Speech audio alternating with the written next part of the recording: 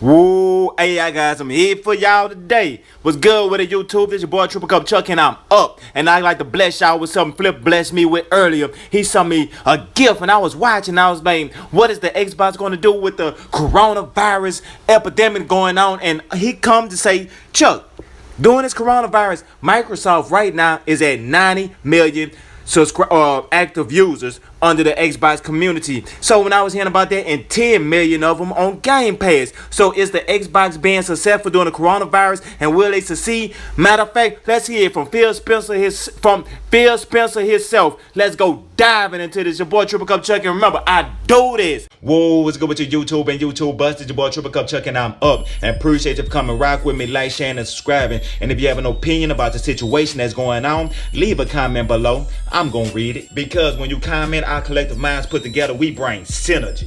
This how we starting the video off? Double cup, feel it right. Told Chuck, I feel like every night is all night. See all-time record engagement for the quarter, nearly 90 million active users of Xbox Live. Talk me through what you've seen in terms of the demand and how much of that was existing users versus new people coming to the platforms.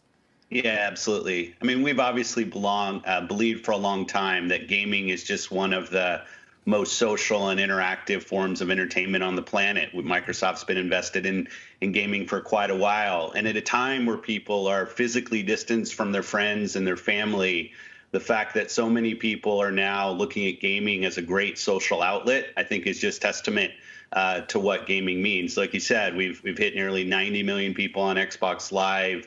We've seen our subscription services like Gamepass reach over 10 million subscribers.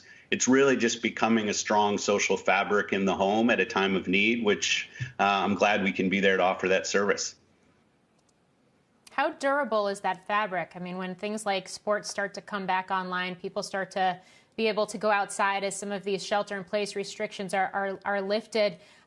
Is this a tipping point?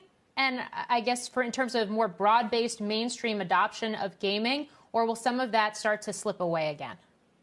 Yeah, I mean, obviously, as the world starts to shift back to more of a normal state, we'll see some moderation in certain things.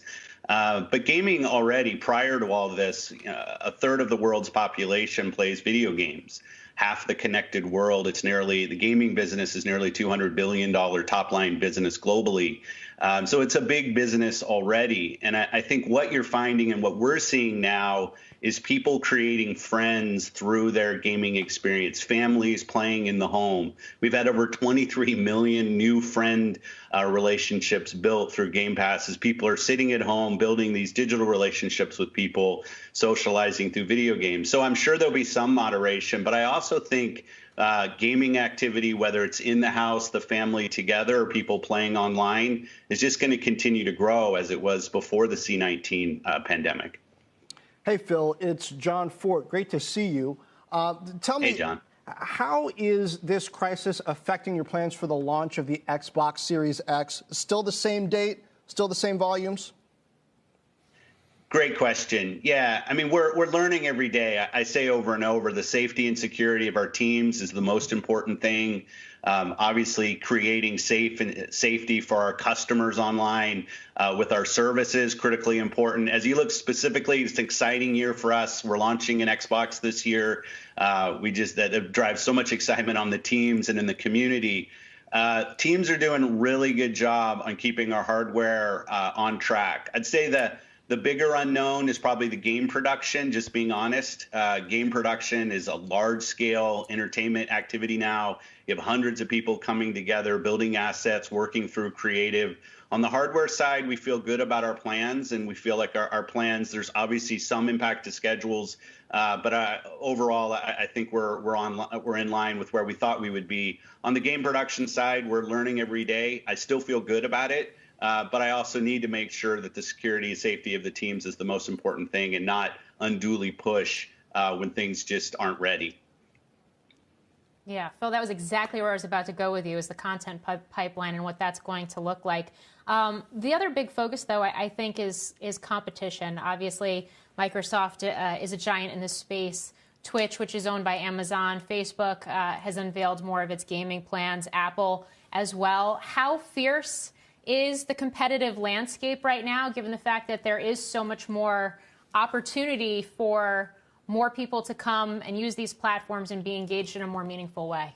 Yeah, I mean, we're seeing, as you said, the big tech players come in and see this gaming opportunity. We really think in order to achieve success, you need great content, a large gaming community, and more we're leveraging our cloud assets at Microsoft to deliver our products to people on the devices that they already have. And we have a long history. It's why the 90 million people on Xbox Live is really an important metric, a community of people that are already coming to Microsoft looking for their gaming entertainment, looking for their great games, those great Minecraft experience, whether it's education as kids are learning from home or playing with friends, playing Halo online. We have great content from our first party and our third parties on our platforms. We have a large community. And this cloud asset, which is something that we're really leveraging right now, the partnership between Xbox and Azure is very strong. We have hundreds of thousands of people, even in our preview. We haven't even launched our cloud streaming in a general availability yet, but hundreds of thousands of people that are playing Xbox games with their community via Project xCloud. And as we look forward, I think the competition is going to be there, just like you say. But I think our long history in gaming as Microsoft, building up this community and the large content base, along with our strength in Azure, makes us uniquely positioned. Yeah, Phil, earlier you mentioned the social aspect of gaming. And I got to say, in my household, I got a 9-year-old and an 11-year-old, and that's probably the biggest change that I've seen, whether it's Fortnite or Minecraft. They're, connecting with friends and playing. But I want to ask what you're learning watching that and other things. How has what you're seeing in this surge of usage, this surge of social, how is that going to change the way you develop platforms in the future, whether that's how people interact in games or the way games are delivered, the way people purchase them? Well, I'm glad your kids are having a good time playing, John. Some of the things for us that have just been foundational to being Team Xbox is, as I said, the safety and security of our community. And we invest a ton every day in ensuring that as kids are coming online, whether it's to play Fortnite, Roblox, Minecraft, that we have an environment that is protected, where parents, through the parental controls mechanisms that we've put in place, feel like they have control of who their kids are playing with, what content they're seeing, how long they play. We have family timers that people can put in place. Those things are really the bedrock for the growth that we're seeing now. Because I think those things have to be in place, and we have a long history with those in place. As we grow right now with so many people coming online, I just think that's such a great baseline for us. But your question about new things that we're seeing, I do think this thing of people finding their digital friends, finding people who have shared interests online. People like to play Fortnite, like to play, build things in Minecraft. We're seeing incredible things like, I don't know if you saw the students at MIT rebuilt the full MIT campus in Minecraft. People who had never played together, being helped by people who had played, people coming together to achieve things online. And as you say, as people are going outside, I'm sure some of that will moderate. But I also think we're seeing these digital friends, these gaming friends, that social and community really grow. And it's not just 3 or 4 markets. When you think about something like Xbox Gamepass, it's actually in 41 countries today. And then you think about streaming and taking this experience that we're building to continents like Africa, to countries like India, where people they don't have gaming PCs, they're not buying gaming consoles, and yet they want to experience the same social community that your kids are playing as they're playing. And we can really connect the world through our networks and through the power of play.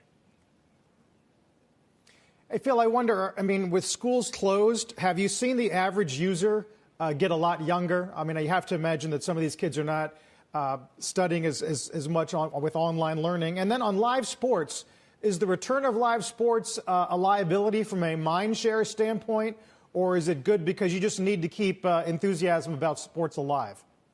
Yeah, on the education point, one of the things we identified early on in the kids schooling from home was parents who needed and were asking for some help. And what we did, we have a product, Minecraft is one of our biggest games, and Minecraft education is an incredibly important component of what Minecraft is. So we actually created in our community marketplace a specific educational forum so parents could go up and find the best educational content that the community had created for Minecraft. And we're actually gave some of those packs away to parents so they could, as my kids are at home, as your kids are at home, and hopefully they are studying. And Minecraft is this interesting merge of, are you studying or are you playing? I think that's the magic equation for teachers and parents is to have something that's a little bit of both. On the sports side, the relationship between sports and gaming has always been strong. The athletes play. We have a ton of Xbox fans in the athletes, and we want people out playing. It's not everything should be in moderation. We love that gaming is out there as an alternative for people, especially at a time like this, but people playing in the home, people playing with friends they find online. We do see an uptick in people's interest in esport right now because there's not physical sports that are out there. And some of these behaviors and some of these interests that people are learning during this time, I do think will stick with them.